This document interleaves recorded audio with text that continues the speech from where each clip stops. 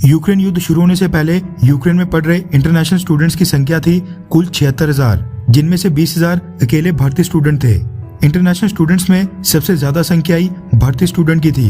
लगभग 25 से 26% स्टूडेंट वहां पर भारतीय मूल के थे। भारत के ये हजारों स्टूडेंट्स पिछले कई सालों से यूक्रेन में स्टडीज और डिग्री के लिए हर साल लाखों करोड़ों रुपीस फीस खर्च कर यूक्रेन को सालाना कई मिलियन डॉलर्स की कमाई करवाते थे। लेकिन उसके बावजूद रशिया ने जब यूक्रेन के ऊपर अचानक से हमला कर दिया था, उस वक्त भारतीय स्टूडेंट्स को यूक्रेन में काफी ज्यादा भेदभाव और रेसिज्म का सामना करना पड़ा था।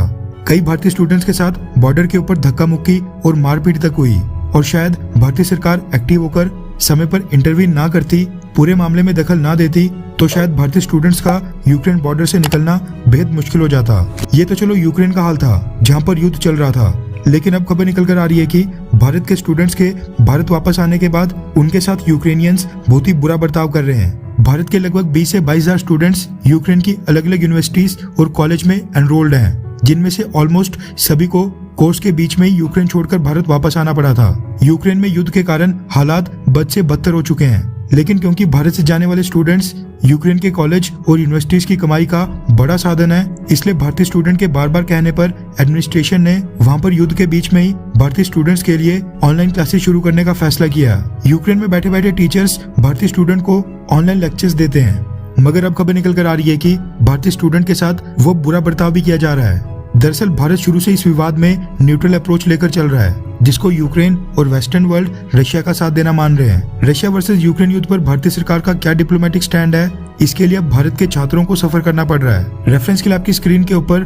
द इंडियन एक्सप्रेस के आर्टिकल का स्क्रीनशॉट है, जिसके मुताबिक ऑनलाइन क्लासेस अटेंड कर रहे भारतीय स्टूडेंट ने कंप्लेंट की है कि रशिया का साथ देने के लिए यूक्रेन के टीचर्स उनको बुरा भला सुनाते हैं। रिपोर्ट के मुताबिक यूक्रेन के कई सारे टीचर्स भारतीय स्टूडेंट से ये कहते हैं कि अगर तुम्हारी गवर्नमेंट यूक्रेन को सपोर्ट नहीं करती है तो फिर हम भी तुम्हें क्यों सपोर्ट करें, यानी यूक्रेनियन टीचर्स भारतीय स्टूडेंट को क्यों पढ़ाएं। कई टीचर्स तो इंडियन स्टूडेंट्स को अच्छे से भी नहीं पढ़ा रहे हैं, यानी पढ़ाने की फॉर्मेलिटी पूरी करके जल्दी से कोर्स खत्म करने की कर रहे हैं। कई टीचर्स तो भारतीय स्टूडेंट से ये भी कह रहे हैं कि भारतीय सरकार को रशिया से क्रूड ऑयल परचेज नहीं करना चाहिए।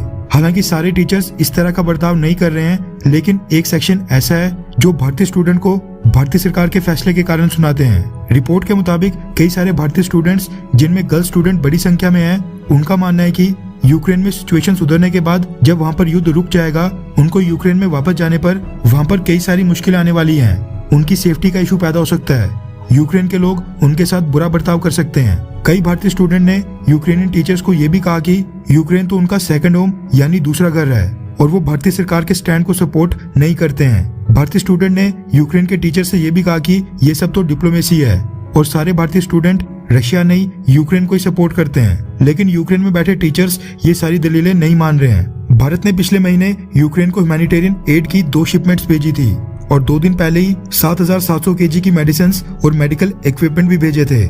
लेकिन शायद भारत की ये असली मदद यूक्रेन के टीचर्स को बिल्कुल नहीं दिखाई दे रही है। वैसे देखा जाए तो भारतीय स्टूडेंट्स के पास भी कोई चारा नहीं है, उनको किसी भी तरह अपनी डिग्री कंप्लीट करनी है, वरना पैसे के साथ साथ उनका करियर बर्बाद हो जाएगा। इसलिए भारतीय स्टूडेंट यूक्रेन के टीचर के साथ कोऑपरेट करने की पूरी कोशिश कर रहे हैं। खैर, आपको क्या लगता है कि यूक्रेन से आए सभी स्टूडेंट्स को भारत के कॉलेजेस में एडमिशन देनी चाहिए, हाँ या फिर ना? नीचे कमेंट करके अपनी राय जरूर बताएं।